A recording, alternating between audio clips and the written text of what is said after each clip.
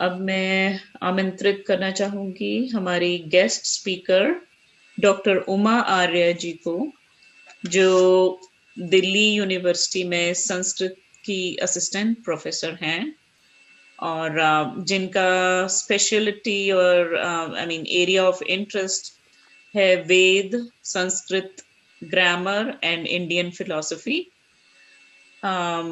Doctor Uma Arya ji, आप please unmute करें। हमारे कार्यक्रम के स्केड्यूल के अनुसार करीब 25 मिनट्स हम आप आपके लिए हैं और उसके बाद हम कुछ क्वेश्चन आंसर सेशन भी होंगे। कोई कुछ जानना चाहे, पूछना चाहे तो फिर we will open for that. Uma ji, please go ahead.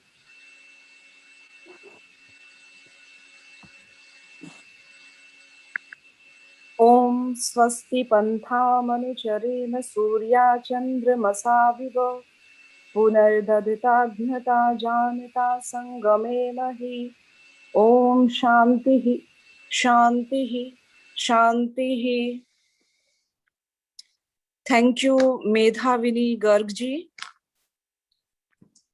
और आदरणीय आर्य समाज प्रतिनिधि सभा के अध्यक्ष रमेश गुप्ता जी, श्रद्धेया डॉक्टर अमिता जी और अन्य श्रद्धेया जो भी श्रोतागण हैं। अभी मेरे से पहले जो आपने सुना वो विषय था अष्टांग योग के विषय में हम सुन रहे थे, जहां पर एक व्यक्ति पहली सीढ़ी से शुरू करके, क्योंकि जो यम है वो प्रथम सीढ़ी है, और कैसे वो अंतिम सोपान को एक जीव आत्मा प्राप्त कर लेता है।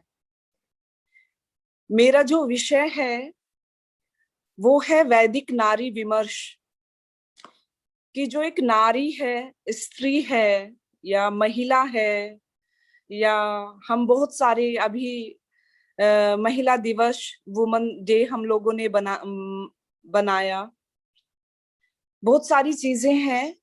तो हम इसमें हम पॉइंट्स टू पॉइंट्स चलेंगे कि कैसे जो हमारा वैदिक लिटरेचर है उसमें एक जो नारी है उसका क्या स्थान है।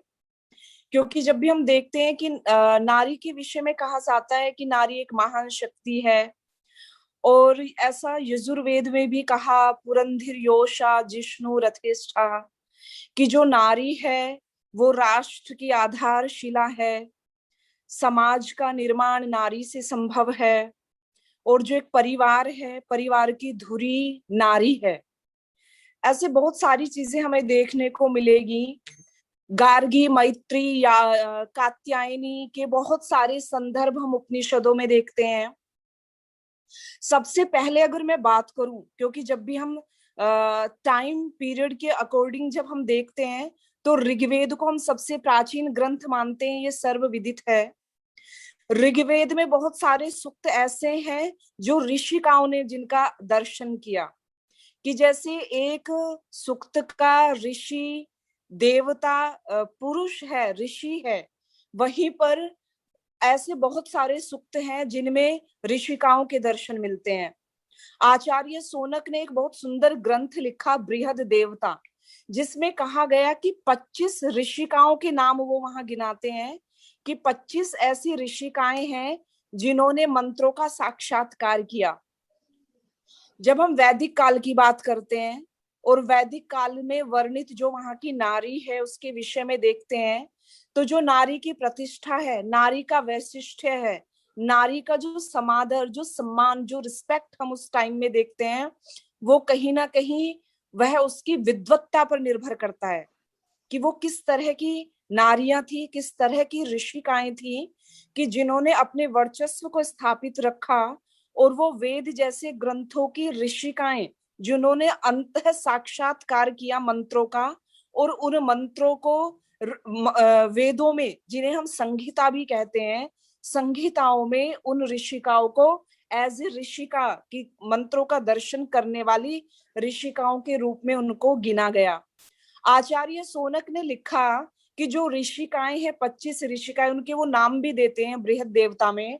वो लिखते हैं घोषा, गोधा, विश्ववारा, अपाला, लोप मुद्रा, स्वादिति, रोमशो, उर्वशी, लोपा मुद्रा, नद्यश्च, यमी नारी च शाश्वती, श्रीर लक्ष्मीर शार्प यज्जी, वाक मेधा, श्रद्धा च दक्षिणा, रात्रि सूर्या च सावित्री। उन्होंने ये सारा वहां पर गिनती की कि ये 25 तरह की ऋषिकाएं हैं कि जिन मंत्रों का सात्कार किया। और वैदिक काल की यही कारण था कि वेदों में जब हम वेदों को पढ़ते हैं तो वहां पर जिसका उद्घोष महर्षि दयानंद, महर्षि मनु ने भी जिसको कोट किया और कहा गया कि वेदों में क्या स्त्री ब्रह्मा बभूवित है, कि जो स्त्री है उसको ब्रह्मा की उपाधि दे दी। अगर हम इन सारे के इतने डिटेल्स में जाएं और देखें, वहां पर मंत्र भाग आता है स्त्री ब्रह्मा ही बभूवित है, कि जो स्त्री है वो ब्रह्मा है। जैसे ब्रह्मा इस सृष्टि का सृजन करता है, स्थिति करता है, फिर प्रलय करता है, ऐसे नारी का भी एक वह परिवार में, समाज में वो रोल है, उसकी वह भूमिका है कि वो उन सारी स्थितियों परिस्थितियों को देख कर चलती है। अब हम आर्य समाजी लोग हैं या दयानंद, महर्षि दयानंद से कहीं ना कहीं जुड़े हुए हैं, तो अगर और भी छोटी चीज पे जाएं तो देखें कि हमें देखने में मिलता है कि जब हम संध्या करते हैं, संध्या का जो हमारा पहला मंत्र है, शन्नो देवी रभिष्टये आपो भवन्तु पीतये शंयो रभिश्रवन्तु ने, तो वहां पर जो परमपिता परमेश्वर का जो संबोधन किया गया, वहां उसको संबोधन किया देवी, शन्नो देवी रभिष्टये। तो देवी से तात्पर्य दिव्य गुणों से युक्त। तो बहुत सारी चीजें हमें ऐसे देखने को मिलती हैं कि जहां पर नारी को उत्कृष्ट रूप में रखा गया। इसके बाद अगर जब हम और भी अधिक चलते हैं और महिला के महात्म्य या उसकी भूमिका के, किसकी क्या भूमिका है, एक स्त्री को कैसा होना चाहिए, इस विषय में भी यजुर्वेद में, अगर इससे भी और ज्यादा बढ़कर हम देखें तो यजुर्वेद में एक मंत्र आता है, इड़े रंते हव्ये काम्ये चंद्रे ज्योति अदिति सरस्वती मही विश्रुति, विश्रुति मही विश्रुति एताति अघन्य नामानि। तो वहां पर नारी को कहा अघन्य, वो वध्य के योग्य नहीं है, मारने के योग्य नहीं है। तो देखो हम इस मंत्र के एक शब्द को देखेंगे। पहले कहा इड़े, इड़ स्तुत धातु आती है कि जो हम अग्नि सूक्त में पढ़ते हैं, अग्नि मीड़े पुरोहितम, तो इड़े वह स्तुति के योग्य है। जो महिला है, जो नारी है, जिसको हम अनेक नामों से उच्चारित करते हैं, जानते हैं कि वो कैसी है, इड़े है, स्तुति के योग्य है। दूसरा कहा रंते, वह रमणीय है। तीसरा कहा हव्य है, वो कैसी है कि वह पूजनीय है, पूजा के योग्य है। काम्य, वह कामना के योग्य है। आगे कहा चंद्रे, चंद्र कहते हैं आह्लादक, आनंदित, आनंदित करने वाली है। चंद्र के बाद कहा ज्योति है, कि वो प्रकाश स्वरूपा है, कि जैसे प्रकाश का कोई भी स्तंभ मार्ग को प्रशस्त कर देता है, उसी प्रकार जो नारी की भूमिका है वो घर को प्रकाशित करने वाली है। उससे भी आगे उसको कहा अदिते, आदित्य, जैसे सूर्य अंधकार को नष्ट करके प्रकाश को प्रतिष्ठित करता है, उसी प्रकार से जो नारी है वो अंधकार, अज्ञान रूपी अंधकार को नष्ट करके ज्ञान को अपनी संतानों में प्रकाशित प्रतिष्ठित करने वाली है। इसके बाद कहा वो सरस्वती है। वह कैसी है? बहुश्रुता है। विश्रुति यहाँ पर शब्द आया, मही विश्रुति, मही वह महानता के गुणों से युक्त है, विश्रुति वह बहुश्रुता है। और कैसी है वो? विविध विधाओं का श्रवण करने वाली।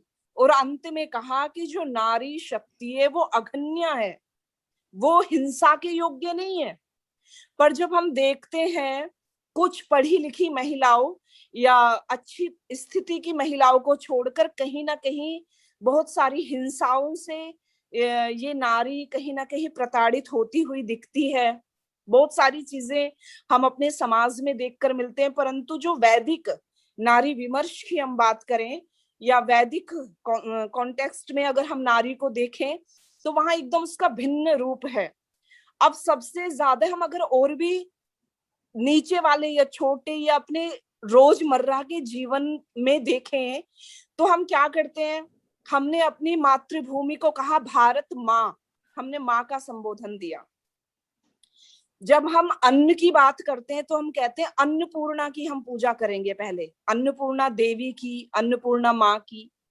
जब हम अध्ययन की, पढ़ने की बात करते हैं तो हम सरस्वती का एक रूप ले आते हैं। जब व्यक्ति धन संपत्ति जोड़ना चाहता है तो वहां वो किसका रूप हो जाता है, वहां वो लक्ष्मी का रूप है। अगर कहीं शक्ति का प्रतीक है तो हमने उनको अनेक अनेक रूपों में प्रतिष्ठित करने का प्रयास किया नारी को। तो कोई भी क्षेत्र ऐसा नहीं है कि हम ये कहें कि उसके बगैर ये हम काम आराम से चल सकता है या कर सकते हैं, ऐसा नहीं है। इसी का कारण था कि जो राष्ट्र पर मरने वाले योद्धा या वीर लोग थे, उन्होंने भी उच्चारित किया जननी जन्मभूमिश्च स्वर्गादपि गरीयसी, कि यदि सबसे श्रेष्ठ, सबसे ऊंचा, गरीयसी कहते हैं बड़ा, कि अगर सबसे बड़ा सबसे श्रेष्ठ कुछ है तो वो या तो एक जननी जन्म देने वाली माँ है या फिर दूसरा जन्मभूमि है। तो ये सारा क्या था, ये सारा महत्व है कि नारी का, कि वैदिक, अगर हम वैदिक दृष्टि से देखें, वैदिक शास्त्रों में देखें, तो क्या एक नारी वहां किस तरह से उसको ब्रह्मा की उपाधि देकर प्रतिष्ठित किया। अब जब इसके बाद, क्योंकि कहीं ना कहीं ऐसा रहा कि वेदों को पढ़ना बहुत जटिल माना गया, बहुत कठिन माना गया, तो हमने जो उनके व्याख्या में जो ग्रंथ लिखे गए, वो चाहे आरण्यक थे या ब्राह्मण ग्रंथ थे या उपनिषद थी, उनमें हमने उन चीजों को सरल रूप में देखकर पढ़ना शुरू किया। अब जब बात आती है कि बहुत सारे एग्जाम्पल ऐसे मिलते हैं कि देश में हम गार्गी का नाम सुनते हैं, मैत्री का नाम सुनते हैं, तो भारतीय संस्कृति जो रही है वो भौतिकता की संस्कृति नहीं है, वो अध्यात्म की संस्कृति है। और आत्मिक उन्नति इस संस्कृति का मुख्य उद्देश्य रहा है कि आत्मा, इसलिए हम संध्या उपासना में हमेशा देखते हैं कि हम मंत्र बोलते हैं, यह आत्मदा बलदा यस्य, आत्मिक बल को प्राधान्यता दी है। कि अगर कहने लगी कि नहीं महिला में वो बल नहीं हो सकता है, हो सकता है, क्योंकि जो शौर्य है वो शरीर का गुण नहीं है, शौर्य आत्मा का गुण है। कि जैसे एक पुरुष वीरता से युक्त हो सकता है, उसी प्रकार एक नारी भी पराक्रमशील हो सकती है। हमें अध्यात्म के माध्यम से आध्यात्मिक उन्नति की जब हम बात करते हैं, आपने याज्ञवल्क्य ऋषि का नाम सुना होगा, इनका बहुत शास्त्रार्थ में बहुत महारथी थे महर्षि याज्ञवल्क्य। महर्षि याज्ञवल्क्य की दो पत्नियां थी, मैत्री और कात्यायनी। जो मैत्री थी वह कैसी स्त्री थी, एक आध्यात्मिक स्त्री थी। कात्यायनी एक ऐसी स्त्री थी जैसी लौकिक स्त्रियां होती हैं, जिन्हें सजना सवरना अच्छा लगता है, पैसा इकट्ठा करना अच्छा लगता है। कात्यायनी एक ऐसी स्त्री थी। तो जब मैत्री और कात्यायनी का जब वहां पर प्रकरण आता है, तो याज्ञवल्क्य ऋषि ने कहा कि मैं आप दोनों में बराबर संपत्ति बांट देता हूं। वो गुरुकुल चलाते थे कि जो भी मेरा आश्रम या जो भी गुरुकुल है, जितनी भी संपदा मेरे पास है, मैं आप दोनों में, मैत्री और कात्यायनी में बराबर बांट देता हूं। तो इस पर जो कात्यायनी थी वो खुश थी कि हाँ चलो जो भी होगा हमारे अधिकार क्षेत्र में ये चीजें आएंगी। पर मैत्री का कहना था, मैत्री ने याज्ञवल्क्य ऋषि से प्रश्न किया और वो कहती हैं, यन्नु मैं इयं भगो सर्वा पृथ्वी वित्तेन पूर्णा स्यात् कथम तेन अमृता स्यामिति। तो वो कहती हैं कि भगो, हे भगवन, अगर सारी पृथ्वी धन से भरी हुई, कि सारी पृथ्वी अगर धन संपत्ति से भरी हुई मुझे मिल जाएगी, मुझ मैत्री को मिल जाएगी, तो क्या मैं अमर हो जाऊंगी, अमृतत्व को प्राप्त कर लूंगी? जो मनुष्य का अंतिम लक्ष्य मोक्ष को बताया है शास्त्रों में, तो क्या मैं उस अमृतत्व को, उस पद को, उस चरम लक्ष्य को मैं प्राप्त कर लूंगी? अगर आप अपनी संपदा की बात छोड़ दीजिए, मुझे पूरी पृथ्वी की संपदा मिलने लगे, सर्वा पृथ्वी वित्तेन पूर्णा स्यात्, कि मुझे यह मिलने लगे, तो क्या मैं इससे सुख को प्राप्त कर पाऊंगी? तो याज्ञवल्क्य ऋषि कहते हैं नहीं, ऐसा नहीं हो सकता है, क्योंकि जो परम सुख है वो आत्म तत्व के जानने में है। तो इस पर मैत्री हाथ जोड़कर याज्ञवल्क्य ऋषि से कहती है, येन अहम न अमृता श्याम किम अहम तेन कुर्या, कि अगर मैं इससे अमृत तत्व को प्राप्त नहीं कर सकती हूँ तो मैं इसका क्या करूंगी, जो संपदा आप बांट कर जाएंगे। आगे कहती है, यदेव भगवान वेद है तद एव में ब्रूहि, कि इसलिए हे भगवान आप मुझे उस तत्व को बताइए जिससे मैं अमृत तत्व को प्राप्त कर लूं, मेरी मुक्ति हो जाए। इस पर याज्ञवल्क्य ऋषि ने जब देखा कि जो मैत्री की दृष्टि थी वो आध्यात्मिक दृष्टि थी, वो इहलोक में जो भी थोड़ी क्षणिक सुख में जीवन बिताने वाली वह नारी नहीं थी, वो विदुषी थी। तो इस पर याज्ञवल्क्य ऋषि ने मैत्री को उपदेश किया, वहां जब हम आत्मा के संबंध में, कि आत्म तत्व को हमें जानना हो, तो उन्होंने कहा कि जो आत्मा है, आत्मा को देखना, सुनना, समझना मनुष्य का लक्ष्य होना चाहिए। अगर आत्मा का दर्शन, उसके बाद आत्मा परमात्मा का एकाकार होना ही मोक्ष हो जाता है।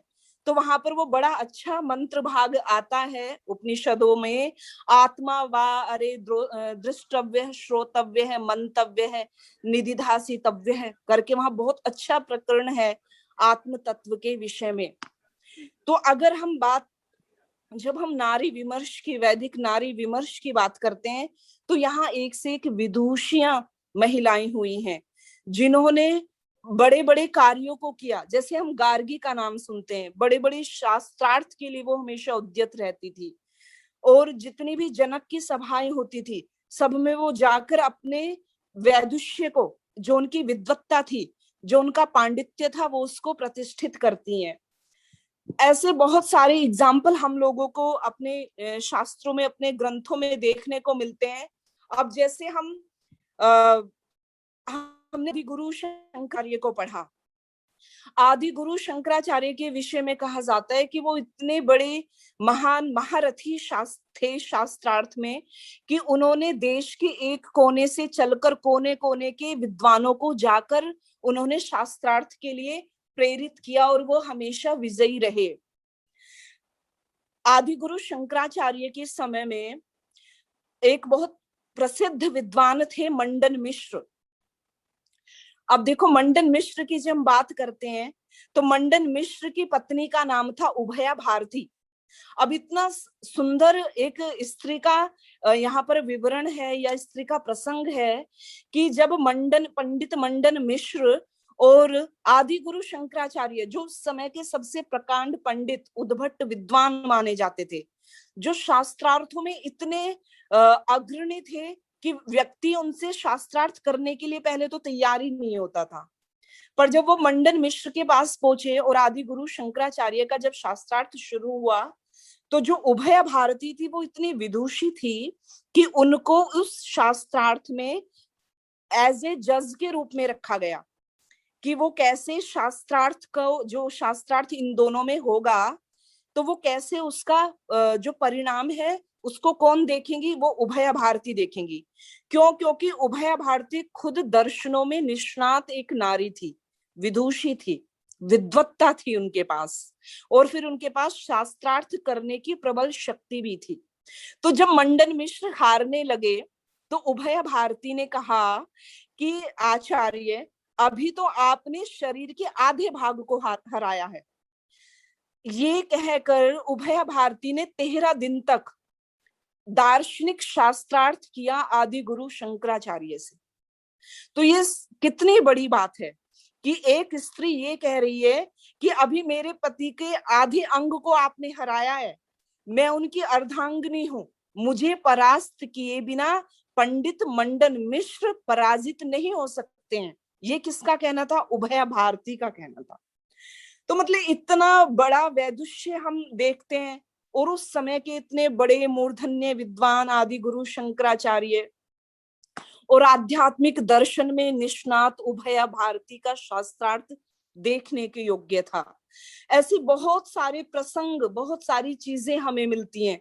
इन प्रसंग और इनकी वजह से ही, क्योंकि हमारे यहाँ थ्योरी है सीधी कि बिना कारण के कोई कार्य नहीं होता है। हम सांख्य दर्शन में पढ़ते हैं, वैशेषिक में पढ़ते हैं, सारे दर्शनों का यही कहना है। हम इस दुनिया को देखकर अंदाजा लगाते हैं ये कारण है, ये कार्य है, तो कोई ना कोई इसके पीछे कारण भी रहा होगा, कोई इसका बनाने वाला क्रिएटर भी है, हम ऐसा मानते हैं। इसी की वजह से कहा गया कि महाभारत जैसे ग्रंथों ने कह दिया कि अगर किसी व्यक्ति को जीवन में आगे बढ़ना है या पंडित मंडन मिश्र की तरह विजय प्राप्त करनी है, तो कहा गया नास्ति भार्य समो बंधु। देखो कितना सुंदर कहा, ये महाभारत में कहा, नास्ति भार्य समो बंधु, नास्ति भार्य समागति, नास्ति भार्य समो लोके सहायो धर्म संग्रहे। कि क्या है? नारी धर्म की धुरी है। जो व्यक्ति धर्म का संग्रह करना चाहता है, उसे अपनी नारी को, अपनी महिला, अपनी स्त्री, अपनी पत्नी को साथ लेकर चलना ही पड़ेगा। कहा कि भार्य के समान कोई भी पूरी सृष्टि में बंधु नहीं है। परमात्मा की तो बात छोड़ दो, वो तो सबका ही सैनो बंधुर जनिता। हम ईश्वर स्तुति प्रार्थना उपासना में पढ़ते हैं कि अगर कोई कई बार होते हैं कि लेक्चर के बीच बीच में बहुत सारे प्रश्न आ जाते हैं कि आपने तो भार्य को बंधु बताया, वहां तो परमात्मा बंधु है। बात भी सही है। हम लोक के व्यवहार की बात कर रहे हैं, हम वैदिक नारी विमर्श की बात कर रहे हैं कि क्या है कि भार्या के समान कोई इस लोक में बंधु नहीं हो सकता है। जितना आश्रय एक पत्नी अपने पति को दे सकती है, अपने पुत्र को दे सकती है, एक बहन अपने भाई को दे सकती है, उसके समान कोई बड़ा आश्रयदाता नहीं हो सकता है। आगे कहा इस लोक में भार्या के समान अगर आप करना चाहते हो सहायो धर्म संग्रहे, कि धर्म का यदि आपको संग्रह करना है तो उसमें भार्या के समान कोई आपका सहयोग नहीं कर सकता है, पत्नी के समान। तो अगर जो व्यक्ति धार्मिक बनना चाहता है वो अपनी पत्नी को, अपनी बहन को, अपनी बेटी को साथ लेकर चले, क्योंकि इस संसार में धर्म के कार्यों में जितनी धार्मिक प्रवृत्ति एक महिला की होती है, ये हमें देखने में भी मिलता है कि जो भी यज्ञ करने का जो भी काम होगा, सबसे ज्यादा काम उसमें महिलाएं करती हैं। पात्र रखना, घृत गरम करके लेकर आना।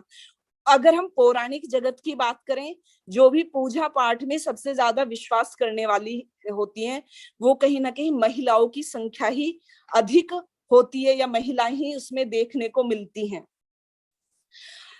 तो इसलिए जो नारी का जो योगदान है, या नारी शक्ति के लिए बहुत सारे शास्त्रों में उद्धृत किया गया कि नारी इस तरह से थी। तो चाहे वो हमारा बुद्धों का बोध काल रहा हो, तो वहां पर हम जब बुद्धिस्ट हिस्ट्री देखते हैं तो वहां पर देखते हैं कि संघमित्रा नाम की एक महिला है जो बौद्ध प्रचारिका बन गई, और चीन आदि न जाने कितने देशों में उसने अपने संस्कृति का प्रचार प्रसार किया। चाहे बौद्ध काल की संघमित्रा हो, हमारी उपनिषद कालीन गार्गी, मैत्री, कात्यायनी, इन सब के बारे में हम जानते ही हैं।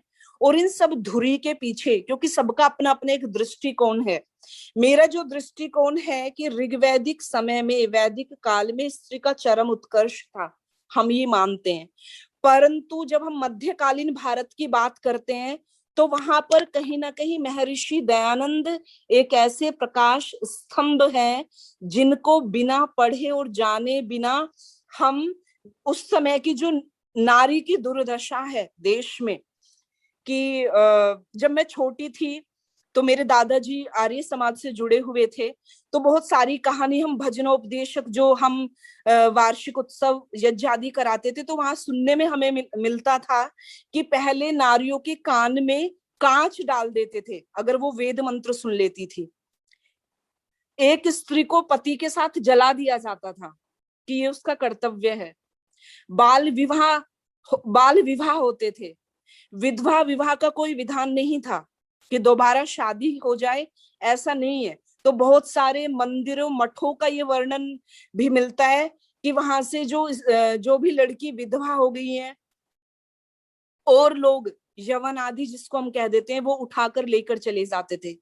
उस समय में ऋषि दयानंद के योगदान को नहीं भुलाया जा सकता, क्योंकि जो भी कभी उत्कर्ष है, कभी पतन है, कभी अपकर्ष है, तो जो हमारी वैदिक कालीन उत्कर्ष स्थिति है उसके बाद में जो पतन हुआ या जो भी मुगल कालीन जो चीजें हम देखते हैं हमारे देश में, पर्दा प्रथा आई, बहुत सारी चीजें आई।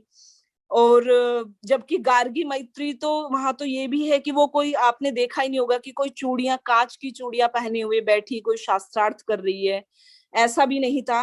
पर इसके बाद जो नारी में एक नारी की स्थिति जो ऊपर उठी या उत्कर्ष अवस्था में जो आई, वो महर्षि दयानंद का योगदान है।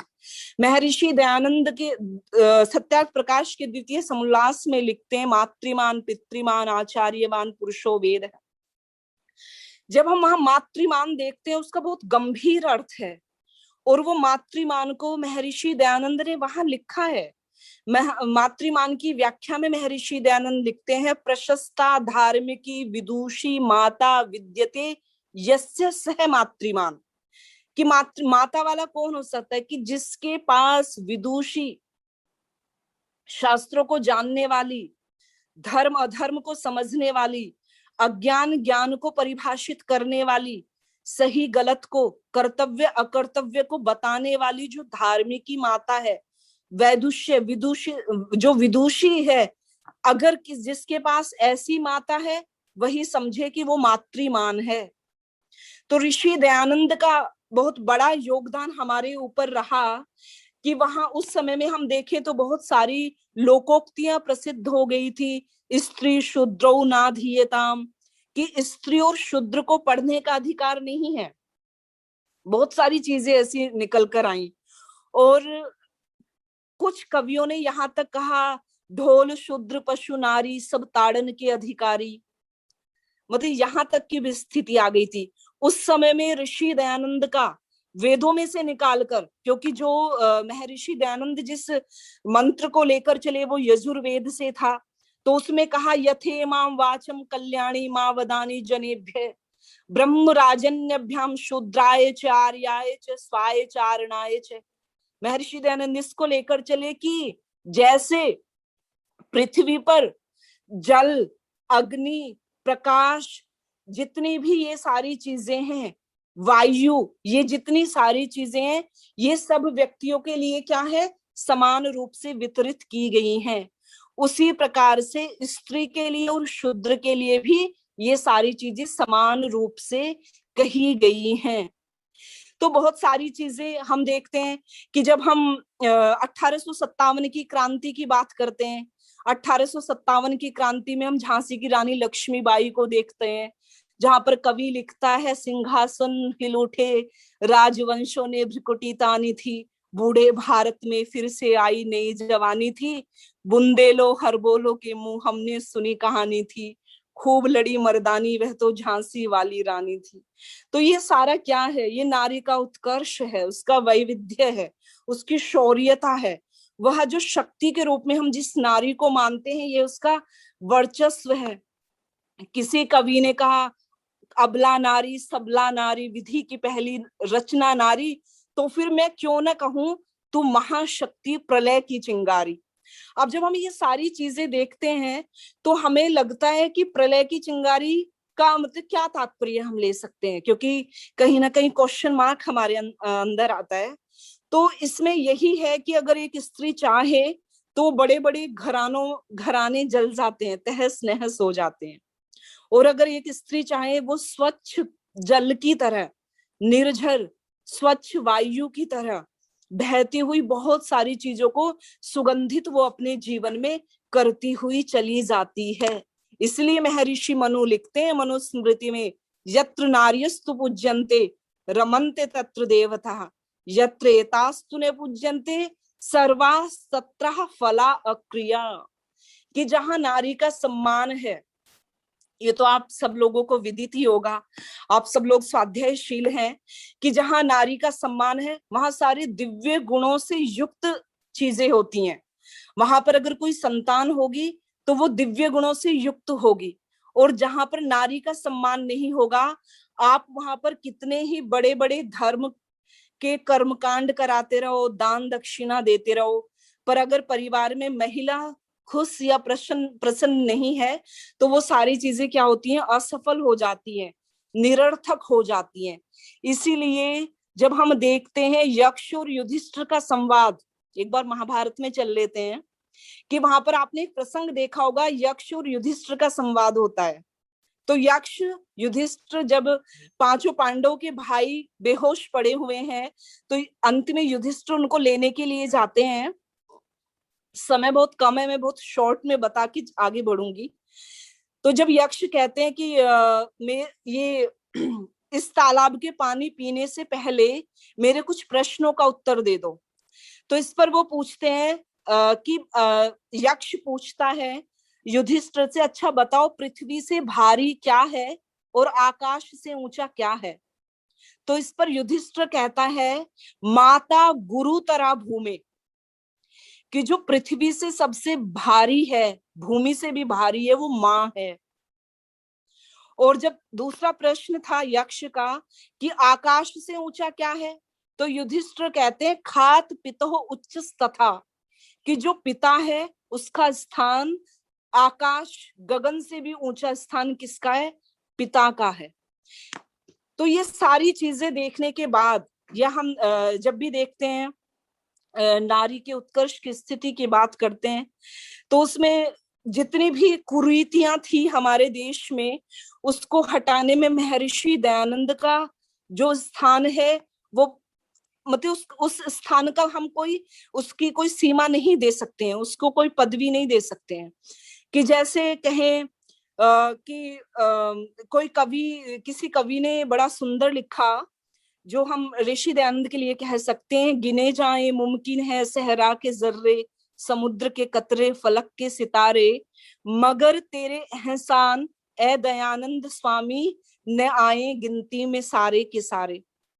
तो ऋषि दयानंद का एक बहुत बड़ा योगदान था कि नारी अब वेदों का उच्चारण कर सकती है, वेद मंत्र पढ़ सकती है।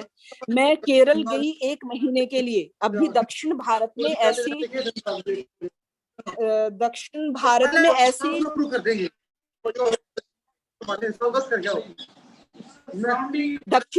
एक ऐसी परंपरा है, वहां आप देखेंगे कि वहां आज भी वेद का मंत्र का उच्चारण नहीं कर सकती हैं स्त्रियां, दक्षिण भारत में। मैं जब वहां गई और मैंने वहां पे चूज करना पड़ता है कि आप क्या क्या एक्टिविटी में, तो मैंने वेद के मंत्र उच्चारण पर टिक किया। तो जब मैं पढ़ने लगी उन्होंने मुझे बीच में ही रोक दिया। तो मतलब अब भी देश में कि दक्षिण पंडित हैं वो नहीं चाहते कि जो स्त्रियां हैं वो वेद मंत्रों का पाठ करें या वेद मंत्रों को पढ़ें। आज भी देश में ऐसी बहुत सारी धारणाएं हैं। तो अगर हम ऋषि ऋण से उऋण होना चाहते हैं, तो प्रत्येक नारी का, एक माँ का, बहन का, पत्नी का ये दायित्व है कि हम अपने आने वाली संतानों में ऋषि दयानंद के गुणों का आधान करें। कि अगर हम पूरा ऋषि दयानंद नहीं बना सकते, पर हम उनको इतना संस्कारित करें, इतने संस्कार दें कि उनको जीवन में कुछ करने से पहले ये पता हो कि क्या उनको करना चाहिए, क्या नहीं करना चाहिए, क्या उनका कर्तव्य है, क्या अकर्तव्य है, क्या धर्म के अनुकूल है, कौन सा अधर्म के अनुकूल है। आई थिंक समय हो गया है, पर मैं एक दृष्टांत देकर बस अपनी वाणी को विराम दूंगी। समय हो गया है डॉक्टर अमिता जी, तो क्या मैं बंद करूं या फिर?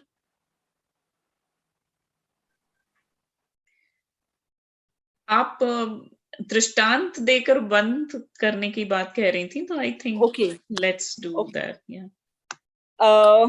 एक ना मतलब बहुत सुंदर सा दृष्टांत है, मैंने सोचा मैं आपके बीच में रखूं। ये उस समय की बात है जब मुगलों का आक्रमण हो रहा था। और राजा के राज्य में एक चूड़ावत नाम का सेनापति था। उसकी जो पत्नी थी उसका नाम था हाड़ा। हाड़ा और चूड़ावत। तो आप देखेंगे कि इसमें क्या हुआ, उनकी शादी हो गई रानी हाड़ा और चूड़ावत की। जब शादी हो गई, रानी हाड़ा इतनी सुंदर थी कि चूड़ावत जाना ही नहीं चाहता था उसको छोड़कर। तो जब युद्ध का ऐलान हुआ कि अफगानों के साथ युद्ध है, तो जो चूड़ावत था वो वापस गया महल के दरवाजे तक, फिर वापस आ गया।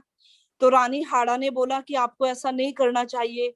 देखो जो देश की सीमाएं हैं उन पर शत्रु आक्रांता के रूप में खड़े हैं और आप ऐसे वापस आ जा रहे हैं। रानी हाड़ा समझ गई कि ये मुझे बहुत ज्यादा प्यार करते हैं और पता नहीं आज युद्ध में क्या होगा।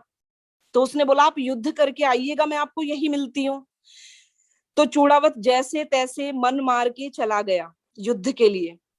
तो रानी को पता था कि आज युद्ध नहीं जीता जाएगा, क्योंकि जो चूड़ावत है उसका मन तो हाड़ा रानी में है। तो इस पर हाड़ा रानी ने एक पत्र लिखा। पत्र लिखकर दासी को बुलाया और कहा कि मैं आपके लिए एक उपहार भेज रही हूँ, अपनी पति के लिए। युद्ध स्थल में एक पत्र लिखकर भेजा और थाल में कुछ ढका हुआ अपनी दासी को देकर भेज दिया।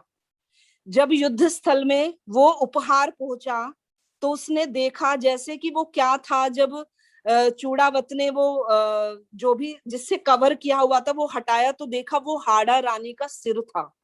उसने अपना सिर काट के थाली में रखकर युद्ध भूमि में भेज दिया। उसका हाड़ा रानी का कहना था कि महाराज अगर मैं ऐसा नहीं करती तो ना जाने कितनी माताओं की गोदें सूनी हो जाती, कितनी पत्नियों के सुहाग चले जाते, कितनी बहनों की जो राखियां थी वो ऐसी रखी रह जाती, कितने बेटी बेटियां अपने पिताओं की छत्र छाया से हमेशा हमेशा के लिए दूर हो जाते।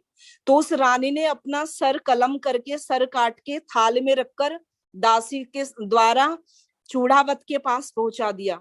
तो जब चूड़ावत ने वो सारी चीजें देखी, उसने इतना भयंकर युद्ध किया, इतना भयंकर युद्ध किया कि विजय निश्चित थी। तो मतलब अगर हम वैदिक काल से लेकर और राजपूताना काल तक देखें तो महिलाओं का एक ऐसा योगदान रहा है कि उसको हम अनदेखा नहीं कर सकते। और बहुत सारी चीजें कहीं ना कहीं हम अपने वेदों से ही देखते हैं, वहां हम उनको जड़ मानते हैं, मूल मानते हैं। अब जिसकी जितनी जड़ मजबूत होती है भवन उतना ही अच्छा मजबूत होता है। इसलिए कहा अहम केतु अहम उग्रा अहम मूर्धा अहम उग्रा विवाचिनी, कि स्वयं नारी उद्घोष कर रही है कि मैं केतु हूं, मैं ध्वजा हूं और मैं मूर्धा हूं। कि जैसे ये मूर्धा है, ये सबसे ऊपर है हमारा सर, इसको मूर्धा कहा जाता है। इसी प्रकार समाज में एक स्त्री का जो स्थान है वो एक ध्वजा की तरह है, एक मूर्धा की तरह है। बस इन्हीं शब्दों के द्वारा मैं अपनी वाणी को विराम दूंगी। ओम शम। ओम शांति। डॉक्टर उमा, आपने मैं तो मेरे थॉट्स तो इधर उधर हो रहे हैं बहुत, लेकिन इतना अच्छा आपने नॉलेज शेयर करी। महिलाओं का स्थान वेदों में, उनका महत्व और उनका योगदान वैदिक काल से लेके राजपूतों के काल तक, और आपका स्वयं का अनुभव दक्षिण भारत में, और ये दृष्टांत, like everything is so motivational, बहुत बहुत ज्यादा। I enjoyed your talk so much and I feel so up, though it's late night, but I still feel like I can hear you more and more. So really thank you very much for that. एक second interrupt करूंगा मैं धावनी। हाँ बिल्कुल बिल्कुल। उमा जी के इस भयंकर उद्घोष के बाद तो उनके जो मेंटोर हैं प्रोफेसर डॉक्टर विनय विद्यालंकार, जिनके माध्यम से उमा जी से सानिध्य हमारा इस में हुआ इस मीटिंग में, तो मैं उनको इंट्रोड्यूस करना चाहूंगा। विनय जी हमारे परम मित्र प्रोफेसर, शायद भारत में इनका राजनीतिक वैदिक स्तर पर बहुत बड़ा है, प्रोफेसर तो है ही, लेकिन बहुत ही अनपैरेलल। तो दो शब्द उनसे भी हम सुनना चाहेंगे। डॉक्टर विनय विद्यालंकार। धन्यवाद डॉक्टर साहब। डॉक्टर साहब नमस्ते, आदरणीय अमिता जी नमस्ते, और सभी न्यू जर्सी एवं अन्य स्थानों से जुड़ी हुई आर्य बंधुओं बहनों को सादर नमस्ते। मेरी आवाज आ रही है डॉक्टर साहब? आ रही है। बहुत ही सुंदर व्याख्यान मैं अपनी वैदिक विदुषी प्रिय अनु उमा आर्या का सुन रहा था। उमा जी ने बहुत ही सुंदर विवेचन वैदिक नारी का किया, और आदरणीय डॉक्टर गुप्ता जी, डॉक्टर अमिता जी एवं सभी न्यू जर्सी के हमारे आर्यजन बहुत उत्साह से इन कार्यक्रमों का आयोजन करते हैं, और मैं इसके लिए साधुवाद दूंगा सभी ओम टेम्पल के अधिकारियों का, और सभी, क्योंकि आज प्रेसिडेंट हैं डॉक्टर अमिता जी उस ओम टेम्पल की। आर्य समाज की ध्वजा को विश्व के स्तर पर जिन लोगों ने फहराया है, उसमें वर्तमान में मैं डॉक्टर रमेश गुप्ता जी को एक ऐसा कीर्ति स्तंभ मानता हूं कि आर्य प्रतिनिधि सभा अमेरिका के प्रेसिडेंट रहते हुए भी, उसके बाद भी आपके परिवार में मुझे रुकने का अवसर मिला है। आपके घर में जो वेद की ध्वजा गूंजती है, आपका जो समृद्ध पुस्तकालय, इसके साक्षी आप लोग वर्चुअल हो रहे हैं, और मैं साक्षात इन पुस्तकों के बीच में पुस्तकें पलट करके मैंने देखा है। तो आपके इस प्रयास के लिए मैं सर्वप्रथम आपके पूज्य पिताजी को सादर नमन करता हूं, जिन्होंने छपरा राजस्थान से आर्य समाज की ध्वजा को फहराया, और आज वह पिता की स्मृति को डॉक्टर गुप्ता जी ने ऐसा जागृत किया है छपरा के अंदर कि मैं कोटा गया था, वहां यशो गाथा डॉक्टर गुप्ता जी की सुनी। मैं ये बात तो इसलिए कह रहा हूं क्योंकि ये सारे आयोजन आपके नेतृत्व में हो रहे हैं। आज हम ऋषि दयानंद बोधोत्सव मना रहे हैं, ऋषि बोधोत्सव। भारत में मैं अभी तुरंत आर्य समाज में पहुंच रहा हूं, वहां पर हमारा यज्ञ और ऋषि बोधोत्सव का कार्यक्रम है। तो आज ऋषि ने जो बोध प्रत्येक मानव के लिए दिया, वह बोध केवल इतना है कि को हम उतो हम किम करोमि क्व गच्छामि। हे मनुष्य, तू ये विचार कर कि मैं कौन हूं, मेरी आत्म स्वरूप क्या है, क्या मैं इस संसार के जड़ पदार्थों से जुड़े रहने के लिए संसार में आया हूं, क्या मेरे जीवन का उद्देश्य केवल आहार निद्रा है मैथुनम च, अर्थात भोजन करना, सोना, संतान उत्पन्न करना है। ऋषि ने झकझोर करके मानव जाति को जगाया कि नहीं, मनुर्भव जनया दैव्यम जन्म। हे मनुष्य, तू पहले मनुष्य बन और इस संसार को ऐसी दिव्य गुणों से युक्त संतान और प्रजा दे जो आने वाले संस्कारों से युक्त जगत का निर्माण कर सके। ऐसा उद्घोष ऋषि दयानंद जी ने किया। जो धर्म के क्षेत्र में भ्रांतियां थी, जो अध्यात्म के क्षेत्र में भ्रांतियां थी, जो सामाजिक कुरीतियां थी, चाहे वो स्त्री शिक्षा को न देना हो, चाहे स्त्रियों के साथ होने वाले अन्य अत्याचार हो, विधवाओं के साथ बाल विवाह होकर के, एक एक कार्य पर ऋषि के उस कार्य का हम आकलन नहीं कर सकते। ऋषि बोध के दिन मैं अमेरिका आर्य प्रतिनिधि सभा की तरफ से, भारत की आर्य समाज की ओर से आप सभी बंधुओं बहनों से एक निवेदन करना चाहूंगा। ऋषि ने जो बोध दिया वो आत्म बोध है, वह समाज बोध है, वह राष्ट्र बोध है, और वह अध्यात्म बोध से मोक्ष तक ले जाने का मार्ग है। एक एक मार्ग को ऋषि ने प्रशस्त किया है। हमें प्रत्येक क्षेत्र में स्वयं को जागृत रखते हुए ऋषि के बोध से प्रेरणा लेनी है। आज ऋषि बोधोत्सव को हम सार्थक तब करेंगे जब हम प्रेरित होकर के ऋषि के उन अधूरे कार्यों को, ऋषि को बहुत जल्दी उनके शास्त्र के आधार पर जो उन्होंने कार्य किए, जो राष्ट्र के उनके दुश्मनों ने ऋषि का जीवन बहुत जल्दी समाप्त कर दिया था, जहर देकर, भयंकर जहर देकर, लेकिन आज हम और अब सब उस अमृत से युक्त हो जाएं।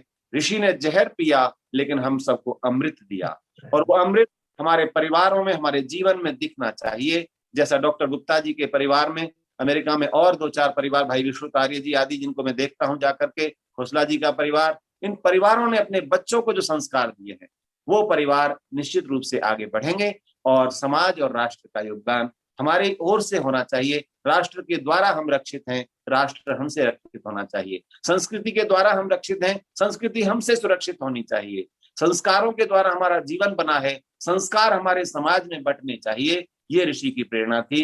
डॉक्टर साहब, आपने बहुत मेरे पर अनुकंपा की कि मुझे पुनः, क्योंकि मैं समय समय पर आपके बीच आता रहता हूँ, आपका जब भी आदेश होता है, तो ये जो डॉक्टर उमा है, हमारे गुरुकुल चोटीपुरा की स्नातिका हैं, और बहुत सुयोग्य स्नातिका हैं, दिल्ली विश्वविद्यालय में संस्कृत की असिस्टेंट प्रोफेसर हैं और बहुत गोष्ठियों में, वैदिक गोष्ठियों में, हमारी जोधपुर में ऋषिन्यास में जो गोष्ठी होती है वहां भी वैदिक विदुषी के रूप में बहुत ही ओजस्वी व्याख्यान शास्त्र सम्मत आपके होते हैं। तो मैं प्रिय उमा को भी बहुत आशीर्वाद और साधुवाद देता हूँ और आदरणीय डॉक्टर गुप्ता जी को, गुप्ता परिवार को और ओम टेम्पल को मैं बहुत साधुवाद देता हूँ कि आपने इतना उत्तम व्याख्यान कराया और उसके बाद में मुझ जैसे अकिंचन से भी कुछ शब्द कहलवाए। बहुत बहुत धन्यवाद। ओम। विनय जी बहुत धन्यवाद। माधवरी जी एक सेकंड, डॉक्टर बलवीर आचार्य जुड़ गए हैं, वो अरे भी आचार्य, और उनका जीवन भी वैदिक उस भावना से सबसे ओतप्रोत है, परम मित्र हैं, प्रोफेसर हैं, सब कुछ है। तो अनम्यूट करके आचार्य जी 1 मिनट, आप भी 2 मिनट बोलें। Doctor Balveer Acharya please unmute. Ji को मेरा भी नमस्ते स्वीकार हो, मुझे पता नहीं था आचार्य जी में उनका संबोधन मैंने अवश्य। अभी देखा 1 मिनट पहले। हाँ, बहुत बहुत नमस्ते। मैं तो यहाँ पर योग की क्लास में आया था, ये देखो योग कर रहे हैं सारे के सारे, और उसको रोक करके उमा जी का व्याख्यान सुना। मैं बहुत पहले JNU में जब ये पढ़ती थी उस समय मैं इनसे मुलाकात हुई थी, फिर मैंने देखा आज इनको, तो नाम सुना था कि बहुत अच्छा बोलती हैं, तो फिर मैंने योग की क्लास को दूसरों को सौंप दी, वो करवा रहे हैं और मैंने पूरा व्याख्यान सुना, बहुत अच्छा लगा, बहुत अच्छी नॉलेज है। और मैं साधुवाद देता हूँ सभी को और विशेष रूप से आर्य समाज न्यू जर्सी के सभी सदस्यगणों को कि वो ऐसी पुण्य आत्माओं को, ऐसी विदुषी आत्माओं को, विद्वानों को बुलाते रहते हैं। उससे संसार का सबसे बड़ा कल्याण होता है, क्योंकि हमारे शास्त्रों में ये कहा है कि सर्वेषामेव दानानाम ब्रह्म दानम विशिष्यते, कि जितने दान हम करते हैं उन सबसे उत्तम दान है विद्या का दान। ब्रह्म कहते हैं विद्या को, और उसमें भी जो आध्यात्मिक विद्या है, वेद की जो विद्या है, उपनिषदों की जो विद्या है, उसका दान सबसे बड़ा दान है, क्योंकि उससे व्यक्तियों के दुखों का अंत होता है और सही रास्ता मिलता है। तो ये बहुत पुण्य का काम डॉक्टर रमेश गुप्ता जी, मेधाविनी जी और कुमार साहब का भी व्याख्यान मैंने सुना है। तो सभी का बहुत बहुत बहुत धन्यवाद, और इस तरह का आगे कार्यक्रम चलता रहेगा। ये सबसे बड़ा यज्ञ है, दान, जो ज्ञान का यज्ञ चल रहा है। Om Shanti. Thank you Medhavi ji, please. Thank you, please go ahead. Thank you doctor Balveer ji. Thank you, Acharya ji. Thank you. Namaste. नमस्ते जी। Amita ji, do we have few minutes? I would like to invite Dr. Amarjit Shastri ji to add few more words. Acharya ji, Shastri ji, Amarjit Shastri ji, please. ये मेरा सौभाग्य है। पिछली बार निकिता जी से संभाल रही थी, होस्ट कर रही थी, आज मेधाविनी जी है, अमिता जी को तो हम सुनते ही रहते हैं, इससे अच्छा महिला दिवस और क्या हो। और उमा जी ने जो बोला, मतलब उन्होंने इतना अच्छा बोला, अगर उनके भाषण से मैं एक लाइन चुराऊं तो उस लाइन में उनका पूरा का पूरा भाषण टिका हुआ है, स्त्री ही ब्रह्मा बभूविता। कि जब मैं नारी को किसी भी रूप में देखता हूँ ना, तो मुझे लगता है कि नारी का एक सबसे श्रेष्ठ रूप जो है ना, वो ब्रह्मा का होगा, जिसने सृष्टि बनाई।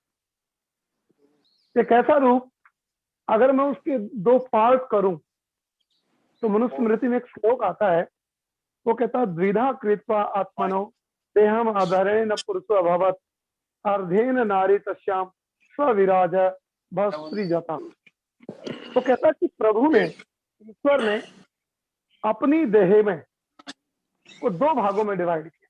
महर्षि मनु कहते हैं, अमरजीत नहीं कहता, महर्षि मनु कहते हैं सृष्टि के सौंदर्य को देखते हुए वो उपमा देते हैं, अगर परमात्मा ने अपने शरीर को 2 भागों में डिवाइड किया तो उसमें पहला भाग वो कहते हैं अर्धेन पुरुषो अभवत्, ब्रह्मा का आधा भाग जो वो पुरुष हो गया।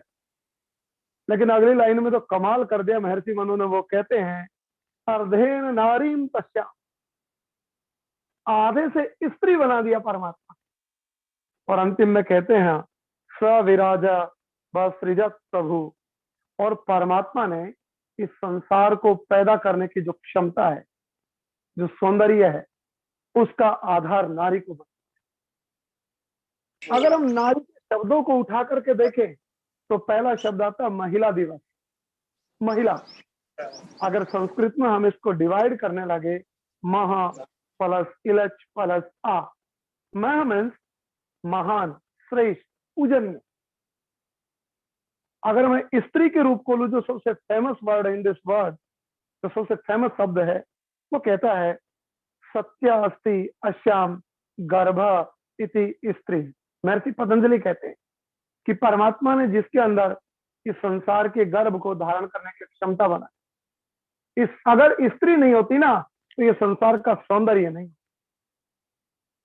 स्त्री नहीं होती ना तो वीणा के तारों का मिठास नहीं होता, अगर स्त्री नहीं होती ना तो पकवानों की खुशबू नहीं होती, अगर स्त्री नहीं होती ना तो फूलों का चहकना, फूलों का महकना, पंछियों का चहकना, ये सब कुछ वीरान लगता।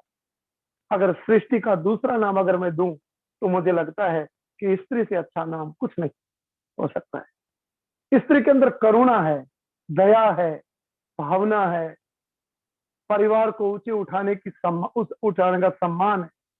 और मैं कहूं तो संस्कृत का ऋषि कहता है स्त्री के बारे में कि माता यस्य गृहिणी अस्ति। इस संसार में स्त्री का हर रूप श्रेष्ठ है। वो एक बेटी है, बहन है, पत्नी है, माँ है, दादी है, नानी है, हर रूप एक दूसरे से श्रेष्ठ है। लेकिन संस्कृत का ऋषि कहता है माता यस्य गृहिणी अस्ति भार्या च प्रियवादिनी अरण्यम तेन गंतव्यम यथा अरण्यम तथा गृहम। संस्कृत का ऋषि कहता है कि जिसके घर में मां ना हो और मीठा बोलने वाली पत्नी ना हो, वो आदमी या तो अपने घर चला जाए या वो जंगल में चला जाए, उसके लिए दोनों चीजें बराबर है।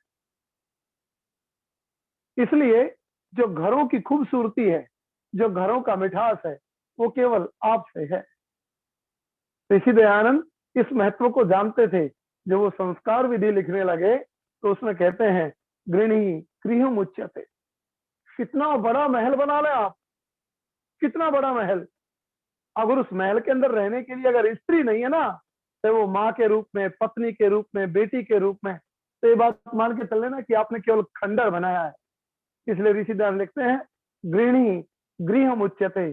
जिस परिवार के अंदर नारी रहती है किसी भी रूप में, उसी को घर कहते हैं, अन्यथा वो घर नहीं। और अकॉर्डिंग टू इंग्लिश लैंग्वेज अगर हम चलने लगे तो man there is only 3 words और women there is 5 words. And our body is also the good body, our 5 senses doing well work. अगर 5 सेंस आदमी के काम करते हैं तो ये मान के चले कि मनुष्य है, अदरवाइज कुछ नहीं है। Same thing, there is also 5 words as like a 5 sense. The first word is W. W means wheel of family. गाड़ी बिना टायरों के नहीं चल सकती। इसलिए जो घर की जो पत्नी है ना, जो बेटी है, जो माँ है, वो व्हील ऑफ फैमिली है, सारे परिवार को अपने पीछे पीछे बांधे रखती है। सेकंड वर्ड है ओ, ocean of knowledge. Uma ji बोल रही थी ना, पूरे भारत की यात्रा करवा दी, ऋषि महर्षि तपस्वियों की यात्रा करवा दी। और ओशियन ऑफ नॉलेज, आदमी के पास एक फील्ड का होगा, 2 फील्ड का होगा। डॉक्टर गुप्ता है, आदमी के इंटरनल सिस्टम को जानते हैं, लेकिन मैं अनीता जी, निकिता जी, मेधवानी जी, इनसे अगर मैं पूछता हूं तो परिवार की कोई भी समस्या हो, जितनी गुत्थियों को ये इतने प्यार से सुलझा सकती है, इतना संसार का साइंटिस्ट भी नहीं सुलझा सकता है। इसलिए O means ocean of knowledge. Third word is M, mirror of children. Sanskrit ऋषि कहता है माता निर्माता भवति। माँ है जो निर्माण कर सकती है। और इंग्लिश का एम कहता है मिरर ऑफ चिल्ड्रन। अगर तुम किसी भी बच्चे को देखना चाहते हो और उसकी माँ को नहीं देखा है तो आप बच्चे के गुणों को देख लेना, आपको पता चल जाएगा ये गुण उसकी माँ से है। चौथा word is, fourth word is a, address of love. आदमी कितना भी अच्छा हो, कितना भी पोलाइट हो, कितना भी मीठा बोलने वाला हो, लेकिन उसके पास प्यार की परिभाषा इतनी मीठी कभी नहीं हो सकती जितनी औरत के पास हो सकती है। इसलिए फोर्थ वर्ड कहता है ए, एड्रेस ऑफ लव। अगर आप संसार में प्यार की परिभाषा जानना चाहते हैं तो आपको पत्नी के रूप में अपनी स्त्री से मिलना पड़ेगा, माँ के रूप में एक बेटे को माँ से मिलना पड़ेगा, एक भाई को बहन के रूप में अपनी बहन से मिलना पड़ेगा, तब जाकर के वर्ड पूरा होगा। O a address of love, the last word is N, navigator of life bond. कितनी सुंदर परिभाषा करता है। अगर मेरे जीवन को चलाना है ना, समुद्र में कितनी नाव रहती हैं, लेकिन अगर उस दूसरे किनारे पर लेकर के जाना हो अपने जीवन को, तब जाकर के इंग्लिश का पोइट कहता है an, navigator of life bond. और इस वर्ड को याद करके मुझे वो कहानी याद आती है जब राम सीता के साथ समुद्र की यात्रा कर रहे थे और दूसरे कोने पर पहुंचने वाले थे। स्त्री, देखो स्त्री का सेंस कितना फास्ट काम करता है। रामायण का उदाहरण देते हुए अपनी बात खत्म करता हूं। जब राम सीता के साथ नाव में बैठ करके यात्रा कर रहे थे और उस नाव को चलाने वाला था केवट, लेकिन राम के पास देने के लिए कुछ नहीं था, क्योंकि जंगल की यात्रा करने के लिए आया था राम, लेकिन उसके साथ सीता थी। जब उसको लगा कि केवट को कुछ देना पड़ेगा, तो राम पहले अपने आप को टटोलते हैं, फिर सीता की तरफ देखते हैं, और जैसे ही सीता की तरफ देखते हैं, सीता बगैर बोले अपने प्रेमी की भाषा को पहचान लेती है और अपने हाथ में से अंगूठी निकाल के केवट के हाथ में रख देती। और जब केवट को अंगूठी देने लगती है, तो केवट कहता है मुझे ये नहीं चाहिए। तो राम केवट से कहता कि तुम्हें क्या चाहिए केवट? तो कहता है प्रभु, आज मैंने समुद्र आपको पार कराया है, जब मेरी मृत्यु हो और जब मुझे यहाँ से परमात्मा के पास जाना हो, उस नाव के खेवनहार आप परमात्मा, तब उस यात्रा को आप पूरी करवाना। तो इसी तरीके से इंग्लिश का पोइट कहता है an, navigator of life bond. अगर हमें अपने इस जीवन की यात्रा को पूरा करना है, तो निश्चित रूप से हमें स्त्री के साथ किसी न किसी रूप में जुड़ना होगा। अगर ऐसा होगा तो निश्चित रूप से स्त्री दिवस पूरा होगा, महिला दिवस पूरा होगा। सजना संवरना ये चीजें जरूरी हैं, लेकिन इससे भी जरूरी है कि हम महिला दिवस पर कोई ना कोई एक काम ऐसा करे कि आप सब जितनी भी मुझे सुन रही हैं, देख रहा हूं मैं जिनको भी परमात्मा ने सबको सब कुछ दिया है। मिरर के सामने खड़ी होंगी तो रूप दिया है, मंदिर की दान पेटी के सामने खड़ी होंगी तो धन दिया है, बेटे के पीछे खड़ी होंगी तो गुण दिए हैं, पत्नी के साथ खड़ी होंगी तो प्रेम दिया है, बेटे के साथ खड़ी होंगी तो चलाने के लिए संसार दिया है। इन चीजों को प्राप्त करने के लिए परमात्मा ने आपको सब कुछ दिया, इसलिए आए, महिला दिवस मनाएं, अपने परिवार को, अपने मंदिर को, अपने इस संसार को खूब सजाएं, क्योंकि संसार की खूबसूरती आपसे है। और किसी ने बड़ी सुंदर कहा है, 4 लाइनें बोलते हुए मैं अपनी बात खत्म करूंगा। किसी ने बड़ा सुंदर कहा है, बुनियाद है, चट्टान है, मीनार है नारी। कि बुनियाद है, चट्टान है, मीनार है नारी, मानव की सभ्यता का आधार है नारी। पत्नी है, बेटी है, पत्नी है, बेटी है, बहन है, माँ का प्यार है नारी। इस दुनिया में प्रेम का आधार है नारी। सब देवियों को सत सत नमन। मेरे गुरुवर आचार्य बलवीर जी को चरण वंदना। आप सबको कोटि कोटि प्रणाम।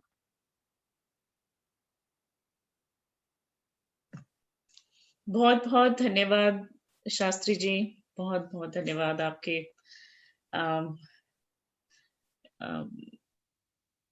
व्याख्यान के लिए, बहुत धन्यवाद। अमिता जी, आई थिंक अब हम लोग शांति पाठ करें या? हाँ जी, शास्त्री जी आप प्लीज शांति पाठ इनिशिएट करवा। Sure. ओम दहु शांतिरांतरिक्षं शांति पृथ्वी शांतिराप शांतिरोषधयः शांति वनस्पतयः शांति देवः शांति ब्रह्म शांति सर्वगं शांति शांतिरेव शांति श्याम शांतिरेधि। ओम शांति शांति शांति। अमिता जी। थैंक यू अमरजीत जी, बहुत ही सुंदर व्याख्यान था। महिलाओं को आपने खाली संबोधित ही नहीं किया, उनको एनकरेज भी किया परिवार को बांधने के लिए, बच्चों को अच्छे संस्कार देने के लिए और इसी तरह से परोपकार के पथ पर आगे चलते रहने के लिए। बहुत बहुत धन्यवाद। Kindly unmute yourself. आप सभी लोग अनम्यूट करें और कुछ अच्छे शब्दों के साथ इस प्रोग्राम की समाप्ति करते हैं। Kindly unmute yourself. Doctor dang नमस्ते, आपकी तरफ से, लीला जी की तरफ से, नमस्ते जी, नमस्ते जी। कुछ I am overwhelmed with Uma ji's speech. Of course, Balbir Shastri तो हमारे परम पूज्य हैं. Very nice, Shastri ji. Thank you and everything. Thank you. Thank you for coming, attending, giving blessings. Happy Women's Day again. Thank you. Thank you. Happy Shivratri everyone. हाँ जी, नमस्ते जी सबको। Very nice program. Uma ji thank you so much. बहुत ही अच्छा प्रवचन था। कितना स्वाध्याय करती हैं आप?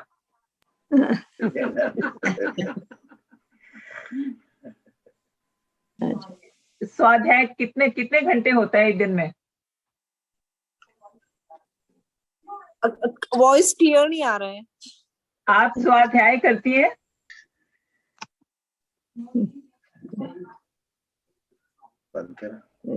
स्वाध्याय का कितना टाइम होता है आपका दिन में? क्लासेस का टाइमिंग नहीं, स्वाध्याय आप खुद अपने आप को कितना पढ़ने के लिए पूरे दिन में? संडे काफी पढ़ लेती हूँ, सैटरडे और संडे ऑफ रहता है। उससे अलग कभी कभी संडे मॉर्निंग में कहीं लेक्चर रहता है आर्य समाज में। कभी ऐसा भी होता है कहीं कॉन्फ्रेंस होता है तो प्रेजेंटेशन होती है। क्लासेस डेली होती हैं कॉलेज में। पर मतलब रात में मतलब पढ़ लेती हूँ। सत्यार्थ प्रकाश तो डेली पढ़ लेती हूँ रात को सोने से पहले। Wonderful. Yeah, very inspirational. It's very. बस अमिता जी आप ऐसे प्रोग्राम करते रहिए, बहुत अच्छे हैं। Very nice. सुख मिलता है। आप आते हो ना तब इनकी खूबसूरती बढ़ती है। आपको बहुत बहुत धन्यवाद। Amita ji, we want to hear Uma ji more. Oh, Yes. I agree with you. नमस्ते, this is Sudesh Kapoor. Uma ji, आपका it was very enlightening. I was totally impressed. Actually, I did not know that much about the Vedic, the women's role in Vedic times, and it was very educational for me.